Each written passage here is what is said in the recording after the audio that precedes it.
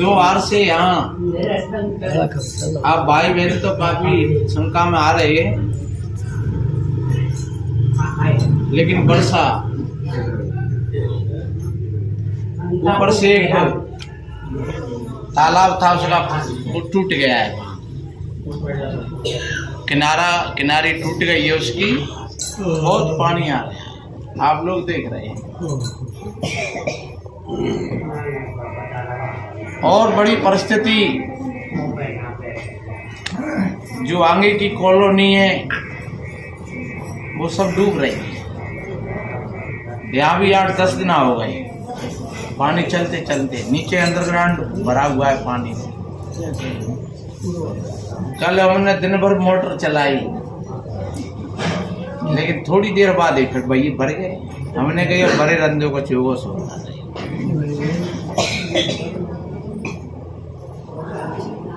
Light भी नहीं आ रही है, पहले भी लाइट नहीं थी।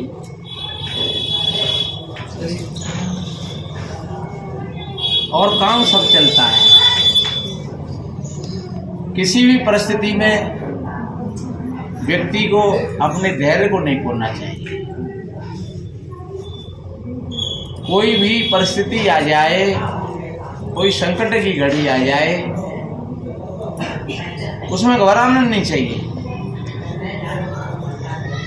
आप अगर ठीक अपनी स्थिति में बने रहोगे तो सब कुछ बदलता हुआ चला जाता है। जो कल था वो आज नहीं है, आज है वो कल नहीं रहे। ये सृष्टि का नियम है।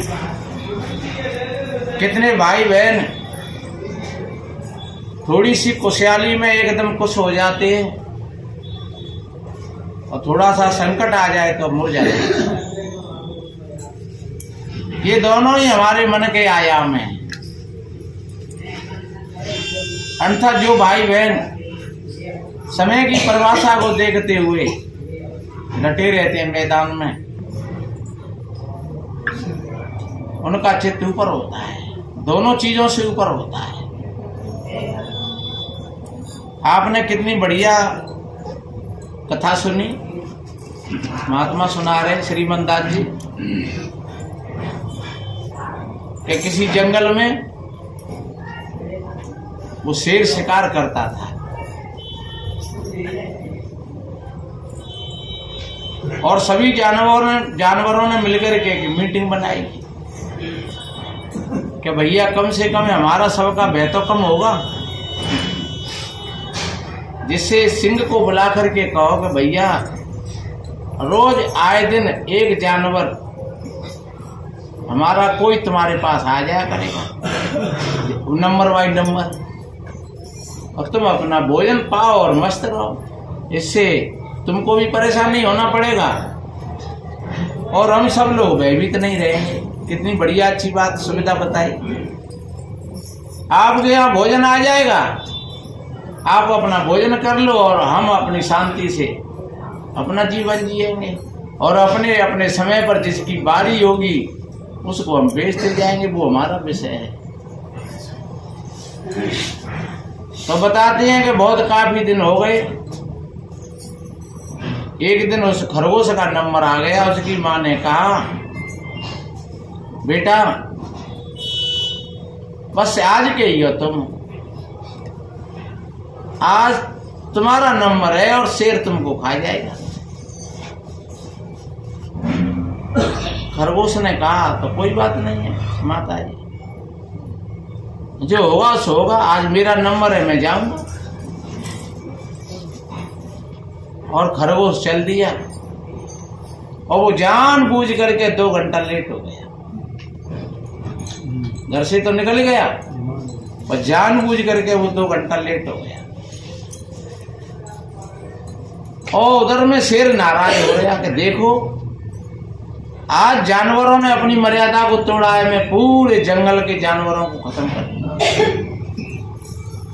उन्होंने ही कमेटी की मीटिंग की और उन्होंने ही मुझको बुलाया और मेरे पास रोज एक शिकार का वादा किया और आज नहीं आया। तो उधर में शेर नाराज हो रहा और तब तक खरगोश पहुंच गया गिड़गिड़ाता हुआ।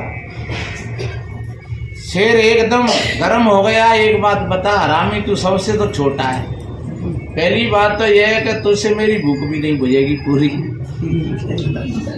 और दूसरी बात तू इतना लेट आया, तुझे तो पहले ही आ जाना चाहिए था।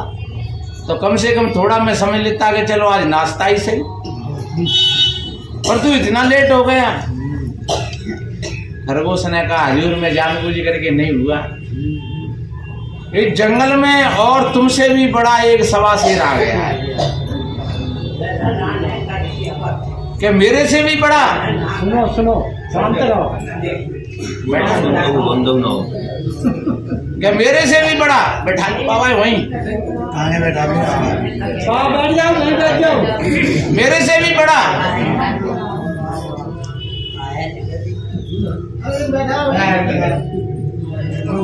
मेरे से भी बड़ा ऐसा कौन जानवर है? कोई बात नहीं। बड़ी सत्संग में बैठना, आना, समझना, ये विवेक का काम है, और उसी विवेक की हम कथा कह रहे हैं। आप लोग बैठे हैं, ये एक बार कैमरा घुमाएंगे तो आप सबके चित्र आ जाएंगे इसमें, और फिर जो पूरे देश में घूमेंगे तो आपका बैठना, आपका चाल चलन, आपका चेहरा। तो साधु महात्मा बढ़िया बैठे हैं अपनी अपनी जगह पर, भक्त लोग बढ़िया बैठे हैं अपनी अपनी जगह पर सजग, तो लोग कहेंगे अच्छा सत्संग चलता है। देखो भाई बहन कितने बढ़िया अच्छे तरीका से बैठे, साधु महात्मा कितने बढ़िया अच्छे हिसाब से बैठे, इसे को विवेक कहते हैं। और जहां मामला ऐसा ही चल रहा हो, कोई आ रहे हैं, कोई जा रहे हैं, कोई खड़े हैं, कोई पाँव पसार करके बैठे हैं, कोई ना,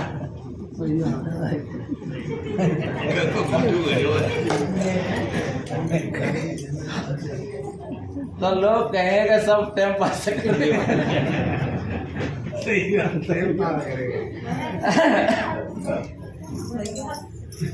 तो मैंने निवेदन किया कि खरगोश ने हाथ जोड़ करके जाकर कहा कि महाराज मैं लेट हो गया जरूर, लेकिन मैं अपनी राजी से जानबूझ करके लेट नहीं हुआ हूं। मुझे तो एक आपसे भी और बड़ा सवा शेर मिल गया, और उसने कहा कि पहले मैं खाऊंगा तुझे। तो मैंने कहा भैया पहले मुझे अपने राजा के पास जाना है, और मैंने वादा किया है तो अपने राजा के पास पहुंचूंगा, आज मेरी बारी है। तो उसने अपनी मूंछों में ताव दे करके कहा कि मेरे से बड़ा भी राजा कोई होगा? मैंने कहा हजूर है, हमारा राजा तुमसे भी बड़ा है। तो उसने कहा तो उसको बुला करके ला मेरे पास, या फिर मैं चलूं? मैंने हजूर मना किया कि पता नहीं हमारे राजा सो रहे होंगे, क्या जाने बैठे होंगे, और पता नहीं हमारे राजा सोते ही जाता है। इसलिए महाराज मैंने कहा कि नहीं, मैं ही आपके पास अपने राजा को लाऊंगा, मैं तुम्हारे पास अपने राजा को लाऊंगा और तुमको अपने राजा के पास नहीं ले जाऊंगा। शेर ने कहा तो कहाँ है वो? बोलो हाँ महाराज मैं बताऊं। तो आगे आगे खरगोश और पीछे पीछे शेर, और एक कुआ के घाट पर जाकर के कहा उसने कि महाराज जाम में घुसे हो। शेर ने झांक करके देखा तो भाई उसको अपनी प्रतिमा चेहरा दिखा, और एकदम शेर गरजे हो। जब शेर ने गर्जना करी तो फिर उधर से भी गर्जना, वो कुआ की आवाज लौट करके आई। शेर ने नाराज होकर के मुंह फाड़ा तो भाव को मुंह फटे।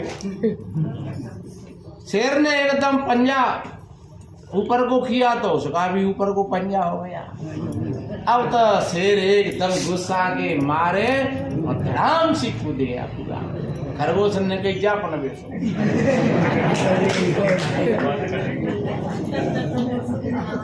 अब खरगोश नाचता हुआ हंसता हुआ आया अपनी माँ के पास। माँ ने देखा एकदम खुश हो गई। क्यों बेटा, आज तो तू सभी जानवरों को मरवाएगा? पहली बार तो तू यहाँ से ही नहीं जा रहा था और मैंने भेज भी दिया तो तू क्या हाथ पर से ही वापस लौट करके आ गया? बोले माताजी अब कोई नहीं मरेगा, न हम मरेंगे न कोई और मरेगा, वो तो सब मामला ही खत्म हो गया। अब तो सुख की नींद सो, शांति की नींद सो।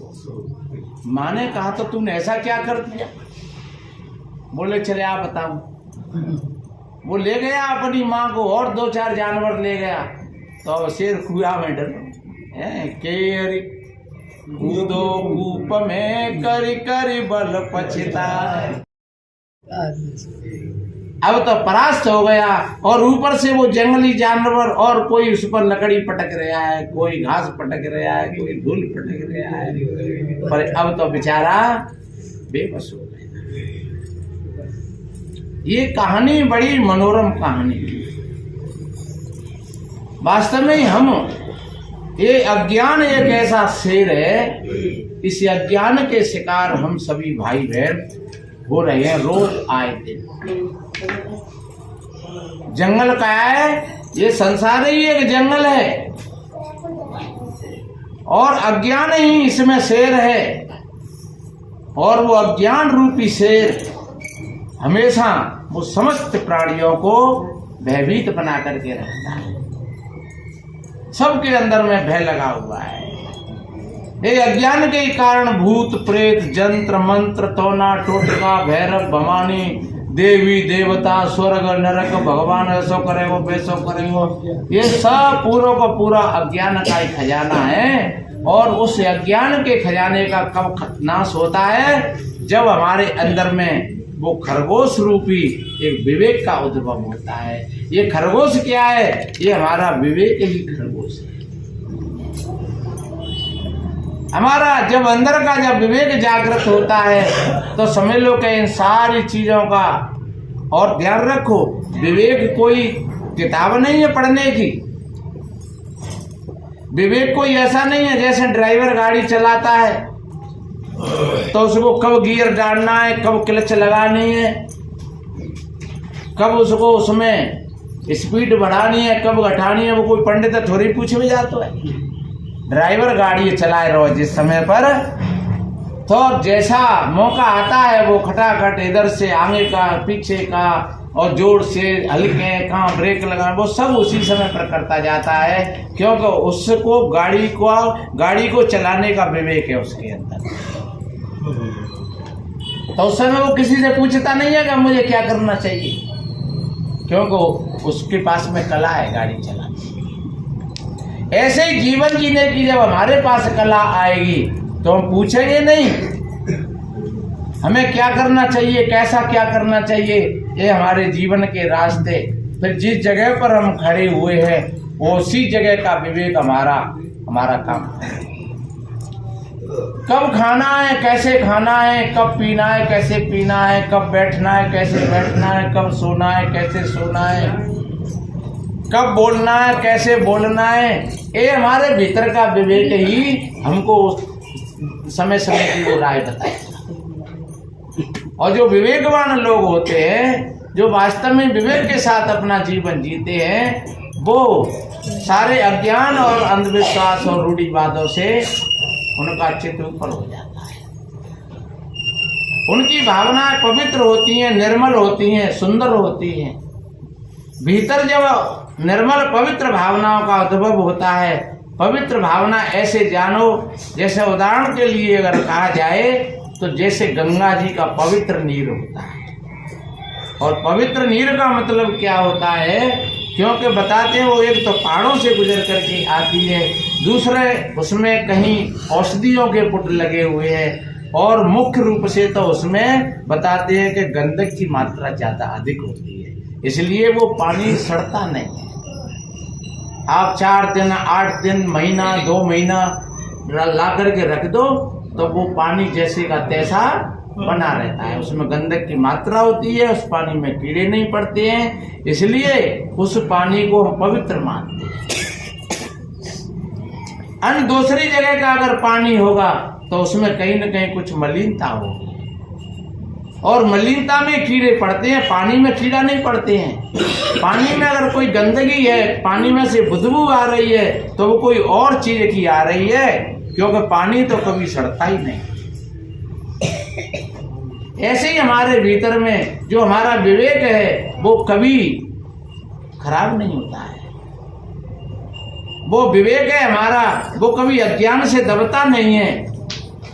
वो प्रकट तो हो जाए, अभी सोया हुआ है, और वो सोया हुआ विवेक कैसे जागृत होता है? कहा है कि गुरु कृपा सो पाई है बुद्धि विमल विवेक, तीन तापस ग्रही मिटे श्री गुरु चरण निकीटे। कितना बढ़िया कहा है। तो क्यों नहीं हम सभी भाई बहन अपने अपने विवेक को जगाएं, और जब विवेक जगेगा तो हमारे भीतर का जो अज्ञान है, चाहे वो क्रोध के रूप में हो, चाहे लोभ और मोह के रूप में हो, चाहे वो अहंकार के रूप में हो, चाहे वो गुमान घमंड के रूप में हो, और वो ही हमें परेशान करता है, उसी से सारे के सारे प्राणी भयभीत हो रहे हैं। और जब विवेक रूपी खरगोश का उद्भव होता है तो ये सारी चीजें अपने आप खत्म हो जाती हैं और सुंदर भावनाओं का उद्भव होता है अपने भीतर। हमको सुख मिलता है या दुख मिलता है तो अपनी भावनाओं के आधार से मिलता है। ऐसा नहीं है कि किसी ने और ने हमको दुख दिया हो, और कोई दुख और सुख देने वाला नहीं। अपनी भावनाओं को हम पवित्र बनाएं, देने की भावना। आप हर बार सुनते, और भाई लोगों की यहाँ कितनी अच्छी भावना जग रही है। देखो अब हर संडे को 50, 100, 200 आदमी का खाना पीना भी हो जाता है, और कोई न कोई भाई बहन आकर के शामिल हो जाते हैं भंडारे। कोई 1000 देता है, कोई 2000 देता है, कोई 4000 देता है, और व्यवस्था बन जाती है। आज के भंडारे में भी ये हमारे जो बहन जी हैं, ये बच्ची है सोमवती बाई, इनके पतिदेव धारा सिंह, और आज 1000 रुपया इन्होंने यहाँ भंडारे में संतों की सेवा में भंडारे के लिए समर्पित किया, जो इधर छेरा मानपुर जिला मुरैना में पड़ता है। तो धन्य ऐसे लोगों के लिए जिनके ऐसे अंदर में ऐसी भावनाओं का जब उद्भव होता है, देने की कला आ जाती है। और मैं जानता हूं कि जो बेचारे बाहर मजदूरी कर रहे हैं वो कोई अरबपति नहीं होंगे, और जब भावना नहीं होती है तो चाहे अरबपति बना रहे, उसके चाहे करोड़ों लाखों करोड़ों बैंक में भरे हों, वो नहीं दे पाता है। और जिनकी भावना होती है वो बेचारे अपने मजदूरी करके थोड़ा बहुत अपने पेट से भी बचा करके और वो अच्छी जगह पर कहीं समर्पित कर दे।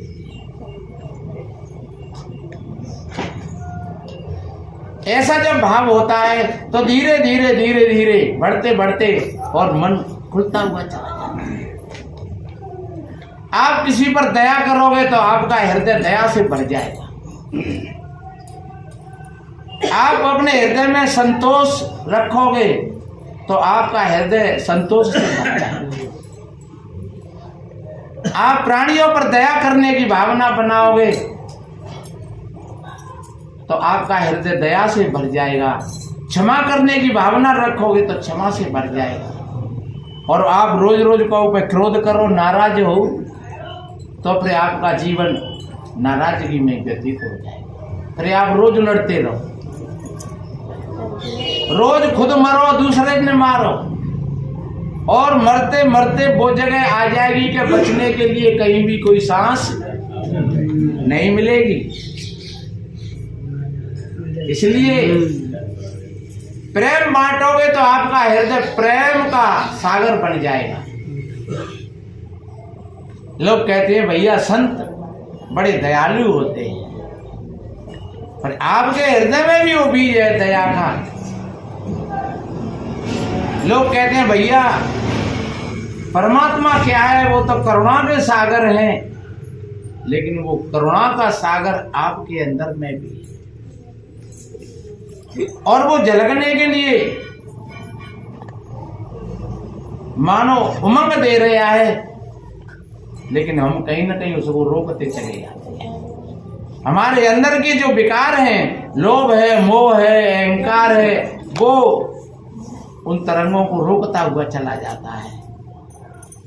तो ध्यान रखो, हम ऐसा अपने अंदर में विवेक जागृत करें, अपने हृदय को हम विशाल बनाएं, कभी किसी को कष्ट पहुंचाने की चेष्टा न करें, कभी किसी को दुख न दें, कभी किसी का नुकसान नहीं करें। हमारे साथ में अगर कोई गलत कर जाए तो उसके लिए भी ये प्रार्थना करो, ये मेरे गुरु महाराज इसकी बुद्धि ठीक हो जाए। जे मन सोचोगे जागो नाश हो जाए, नाश तुम्हारे कहने से नहीं होगा। हाँ, तुम्हारे हृदय में ये उत्तेजना जरूर बन जाएगी। तो उस क्षण जिस समय तुम कहोगे कि जागो नाश हो जाए, उस क्षण तुम्हारा हृदय ही समझ लो कि खराब। जिस समय तुम ऐसी भावना बना रहे हो हे मेरे भगवान जाको मोड़ा मच जाए, तो उस समय तुम्हारा ही हृदय खराब है। उसका लड़का तो मरेगा या वो स्वयं मरेगा, वो अपने कर्तव्य से मरेगा, तुम्हारे पोषणे से नहीं मरेगा, तुम्हारे कहने से नहीं कुछ होगा। इसलिए अपने ही हृदय को क्यों खराब करें। हम तो यही कहें हे मेरे गुरु महाराज थोड़ी सी जाओ की बुद्धि ठीक है। तो ये भी जिस सुख शांति का आनंद हम ले रहे हैं, तो ये भी सुख और शांति का आनंद। तो संत कहते हैं कि अपने विवेक को जागृत करो। जहां विवेक जागृत होता है वहां सारे के सारे द्वंद्व समाप्त हो जाते हैं, सारे के सारे भय समाप्त हो जाते हैं। और जहां द्वंद्व समाप्त नहीं है, जहां विवेक जागृत नहीं होता है, तो आदमी सत्संग में बैठ जाए, लेकिन विवेक जागृत नहीं हुआ है तो वो सत्संग सुनना तो बहुत दूर की बात है, सत्संग में बैठने की भी कला नहीं आती है बिना विवेक के। एक लड़की ने कहा, जब शादी की चर्चा चल रही तो लड़की ने अपनी शर्त रखी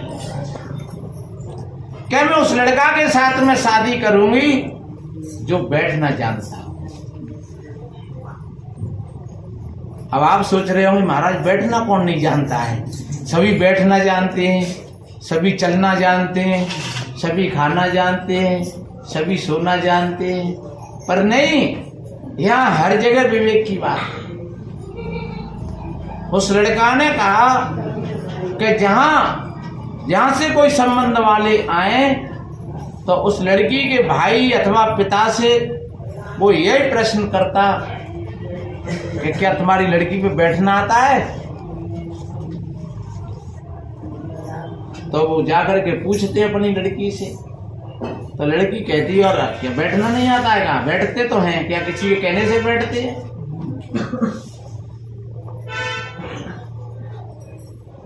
पर एक किसी लड़की ने कहा अपने पिता से कि पिताजी उससे बोल देना कि मेरी लड़की पर बैठना तो आता है।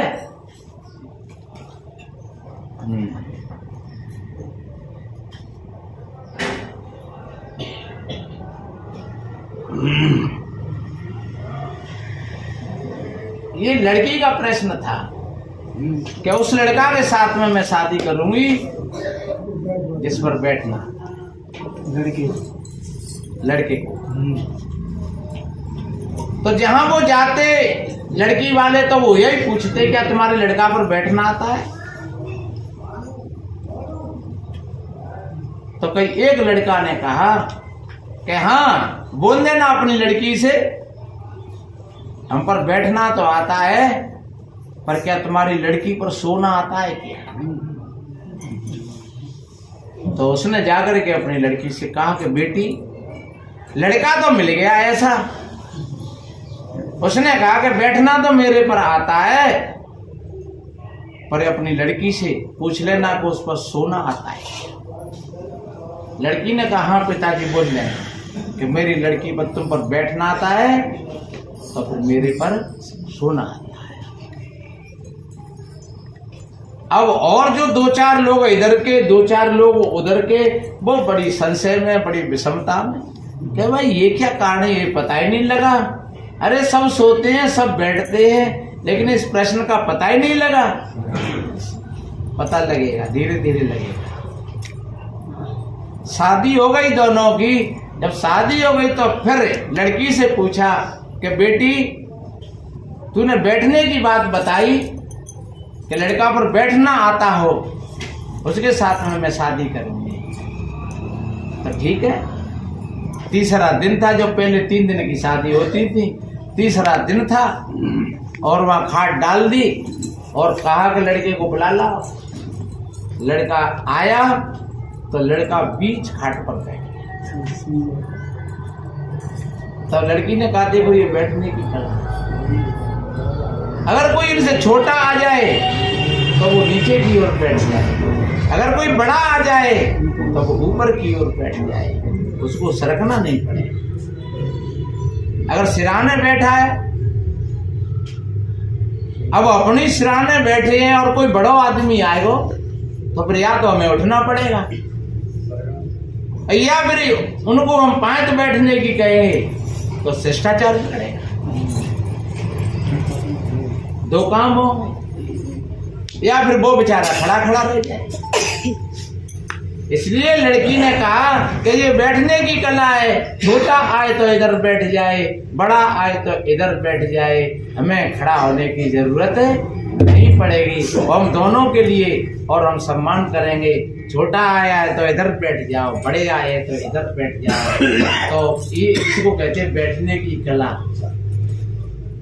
तो अब सोने की कला,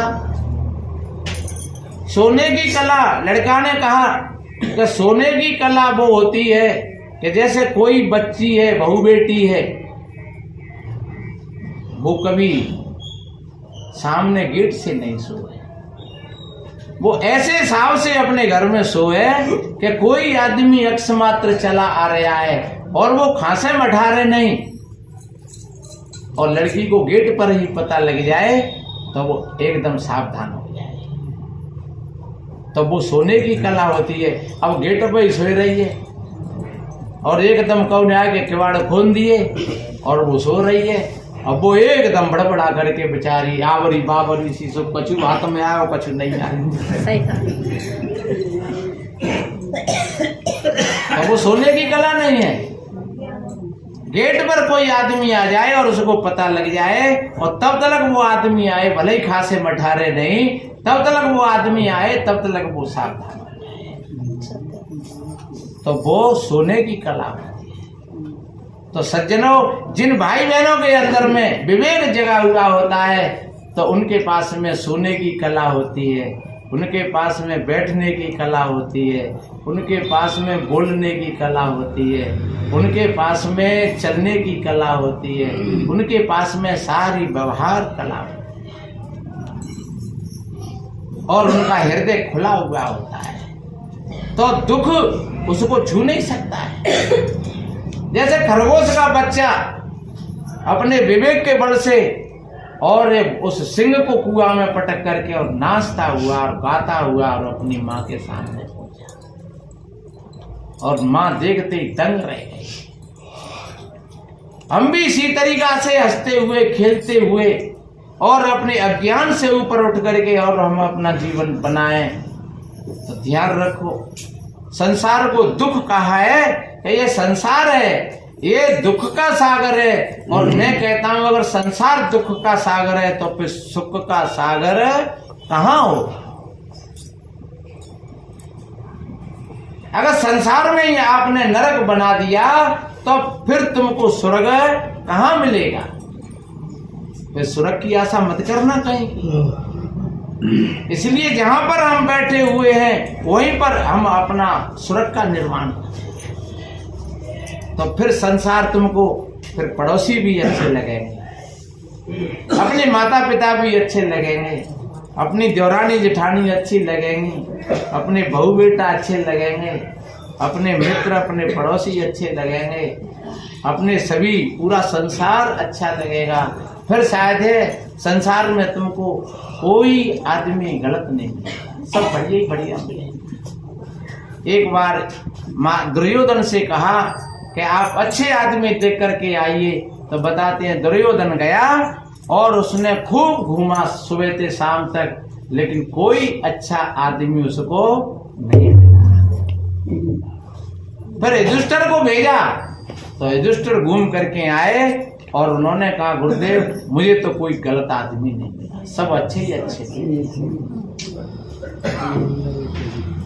ये संसार है, इसमें कोई बुरा नहीं है, लेकिन जब हमारे आंखों पर चश्मा लग जाता है, जब बुराई का पर्दा आ जाता है, देखिए आज वही आदमी कितना अच्छा लग रहा है आपको, आपके पास बैठा हुआ है, और कल अगर पर्दा पलट गया तो फिर वही आदमी फिर तुमको बुरा लगेगा।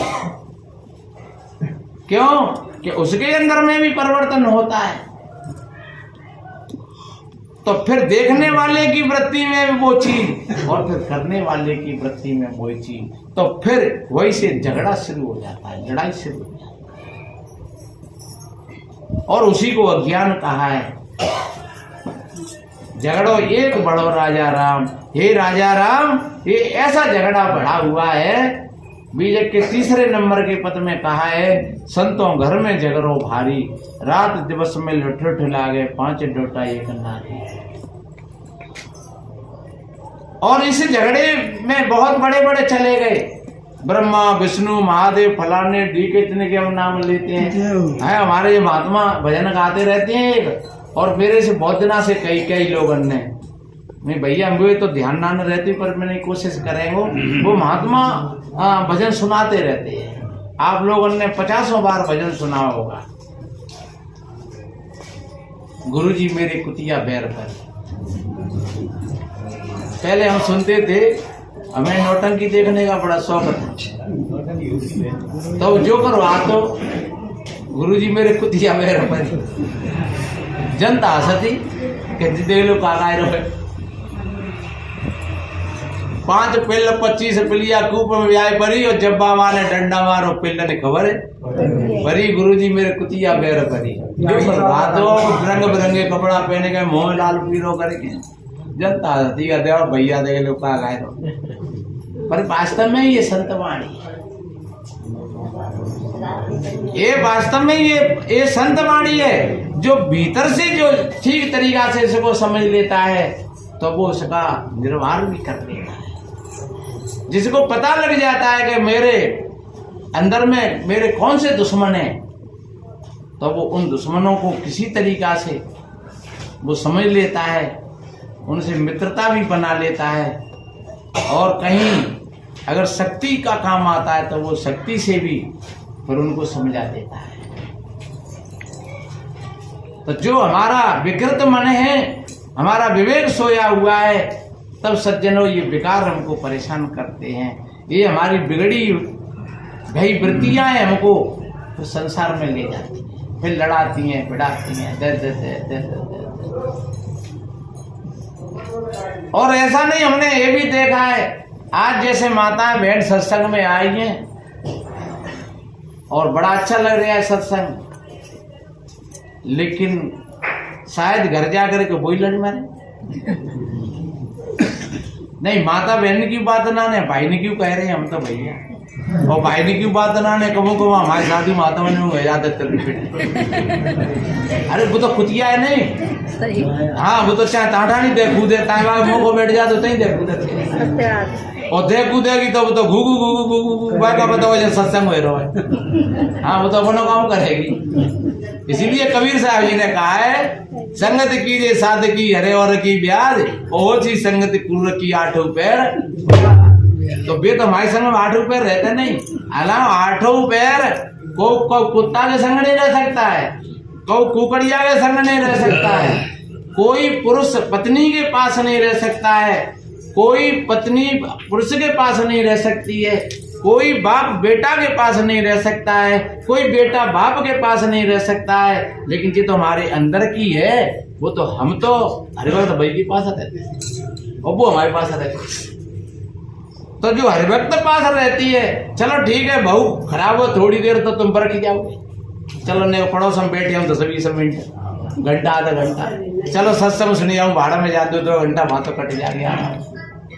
तो तुम सत्संग में बरख जाओगे, तुम पड़ोसी में चले जाओगे, तुम मेला हट में चले जाओगे, तुम कहीं भी चले जाओगे, घर के लोग अंते तो बच गए या वैसे मित्रन अपने दुश्मनन से बच गए, पर जे दुश्मनन से बच गए तुम कहाँ जाओगे? वे तो तुम सत्संग में बैठे हो तो जाऊं संग आइए, जिनसे कैसे बचाओ? हाँ नहीं, इनसे भी बचने का उपाय है, वो इनसे बचने का उपाय है। जैसे महात्मा जी ने वो उदाहरण दिया था खरगोश वाला, वो खरगोश तुम्हारे अंदर में, वो विवेक तुम्हारे अंदर में जग जाए तो फिर तुम अपने घर पर भी उन लोगों के बीच में रहते हुए भी तुम उनसे हट करके रह सकते। सूत्र बताए। वैसे पहले प्रथम नंबर पर तो हमारा मैत्री भाव होना चाहिए सबसे, मैत्री भाव सबसे मिलना जुलना, इसको मैत्री भाव कहते हैं। पहले प्रथम नंबर पर मैत्री भाव, दूसरे नंबर पर करुणा, यानी दुखिया लोगों पर करुणा करना हमेशा, और मुदिता, अच्छे लोगों को देख करके प्रसन्न हो जाना। अपने भीतर में अच्छे लोगों से अक्सर करके जलन शुरू हो जाती है हमारे अंदर में। कोई वहाँ सार हो है, बैठे हुई है, कोई भैया है, समाज को है, गैर समाज को है, अपने पैसा भाव बने गो, और वो तो अपने दिमाग में रहेगा ही भैया जैसो हो तो तैसो ही, और बाकी प्रति हमारे अंदर में अगर ईर्षा हो गई तो सच समझ लो कि वो हमारा नुकसान है। इसलिए अपने अंदर में तो ऐसे लोगों के प्रति मुदिता यानी प्रसन्नता। चलो ठीक है भैया, बहुत अच्छी बात है, हाँ तो अपन ही है, रिश्तेदार हो, पड़ोसी है, अपने गांव को है, अपनी समाज को है, चलो अपन ही है, ऐसा कह करके और चित्त में प्रसन्नता। दुखियों के प्रति करुणा और संपन्न लोगों के प्रति मुदिता, प्रसन्नता,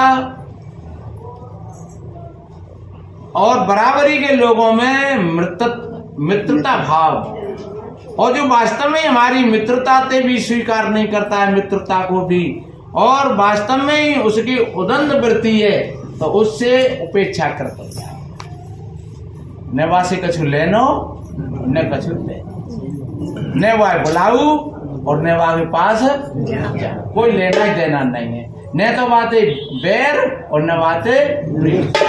ये 4 सूत्र अपने जीवन में अपना तो आप दुख और सुख से ऊपर आपकी प्रति